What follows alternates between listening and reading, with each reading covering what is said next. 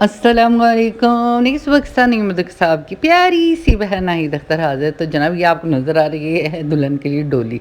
ये देखिए, ये इस तरह का पूरा इसका ये था। ये हमने तैयार करने, इसके ऊपर कपड़ा दूसरा था, लेकिन हमने सब वो कपड़ा बड़े ही गंदा सा अजीब सा लग रहा था, तो हमने थोड़ी सा इसके ऊपर जी चादर डाली, दुपट्टे डाले, और जनाब थोड़ा सा इसके देखें दुल्हन के बैठने के लिए यहाँ पर गद्दियाँ शद्दियाँ भी लगाई, ताकि हमारी दुल्हन बड़ी कंफर्टेबल यहाँ पर बैठ सके। तो अब बड़ी प्यारी सी तैयार होगी। ये देखें, ये मेरे भांजे साहब ही कह रहा था मुझे भी लें खाला, मेरी वीडियो बनाए। मैंने कहा चलो ठीक है। तो वो फिर उसके बाद बीच में जाके हमने नाश्ता किया। नाश्ते में देखिए कलेजियाँ पोटे, और इतनी देर मेरे कज़न ने ऊपर से देखे हैं डोली पूरी सजा दी। वाह वाह, क्या डोली तैयार हो गई है। और उसके बाद हुआ फ़ोटो शूट दूल्हे का, नाना अब्बू का, सबका। इनके साथ उसके बाद नाना अब्बू ने की दुआ।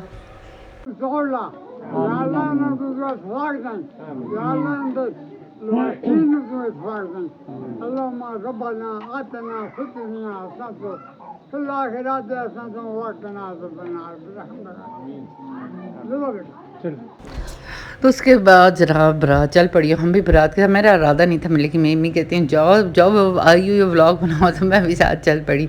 और ये हमारी बारात जा रही है, और बस जाके वहाँ दोबारा हमने पेट पूजा की, सुबह नाश्ता किया। लेकिन हमारे कश्मीरी लोग हैं, हो सकता है खाए बगैर हम जा सके। रोस्ट था, बिस्किट थे, समोसे थे, क्या क्या चीज़ें थी। वो गांव में कश्मीरियों की यही है। और उसके बाद जनाब वरी दिखाई गई दुल्हन की, जो कपड़े शपड़े। वैसे मुझे ये नमूद और नुमाइश ज़रा नहीं पसंद, लेकिन ये कि रवाज हैं हमारे, क्या क्या रस्में हैं, इनको रस्म और रवाजों को निभाना पड़ता है।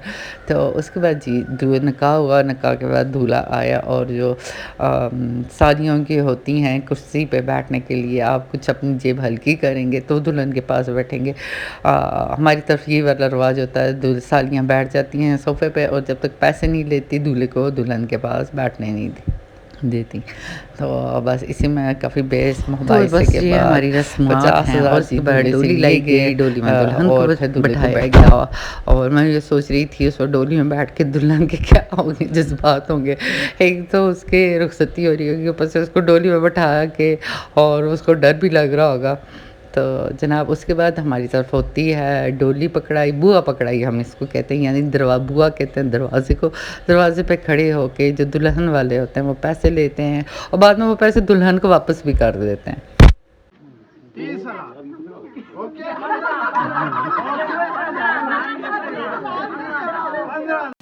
ये एक तरह का शुगर मेला होता है, बुआ पकड़ाई, क्योंकि पैसे तो उन्होंने वापस साथ लेके जाने ही नहीं होता है। वैसे तो दुल्हन को देते हैं, और दुल्हन बाद में अपनी सास को दे देती है।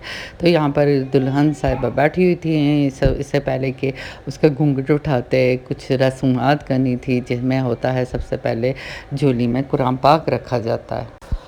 दुल्हन कुरान पाक की थोड़ी सी तिलावत करती है, उसके बाद उसकी झोली में एक बच्चा रखा जाता है। फिर सास घूंघट उठा के मुंह देखती है, और कुछ दूध और मिठाई दुल्हन को खिलाई जाती है। और उसके बाद फ़ोटो शूट होता है, जिसमें सबसे पहले आपकी बहन आके खड़ी है, बाद में रश हो। ये नाना बू की कुछ बातें जो मैंने रिकॉर्ड की थी।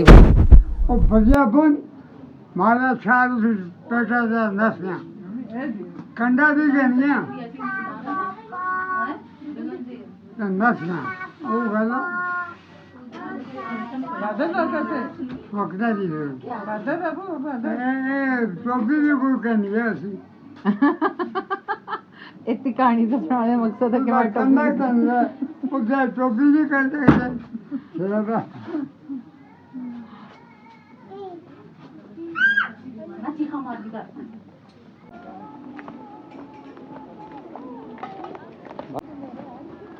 ये मिस्टर अब्दुल्ला,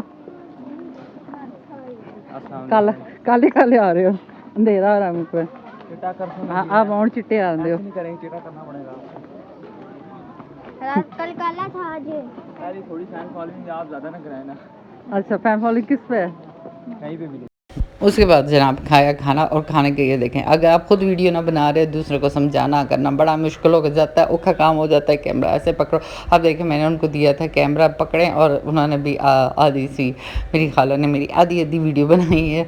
तो बस खाना खाने के वक्त मुझे होश ही नहीं रहती, साथ भूख लगी हुई थी, जबकि 2 दफ़ा नाश्ता किया। अच्छा, गाँव में बहुत ज़्यादा भूख लगती है, अब पानी हजमा होता है खा खा के। और ये जनाब वापस जा रहे थे, मैं जाके सो गई थी। मैं यहीं यही बता रही थी कि मैं जाके सो हो गई थी कि अचानक मामू ने कहा जाना है वापस, तो रात को उनके ससुराल में जिधर आते हुए रुके थे वहीं रुकेंगे और सुबह चलेंगे। ये मेरी खाला की बेटी, ये मेरी छोटू सी कज़न है, मेरी कज़न। तो बस हम वापस जा रहे थे, काफ़ी चल के जाके फिर जाके गाड़ी में बैठना पड़ता है। तो अगर मेरा ब्लॉग आपको अच्छा लगा, लाइक शेयर सब्सक्राइब कीजिएगा इस बहन के ब्लॉग को, और लाज़मी आपको कोशिश कर रही हूँ डेली का डेली डालूँ, तो आपका साथ भी इसमें चाहिए मुझे। अल्लाह हाफ़िज़।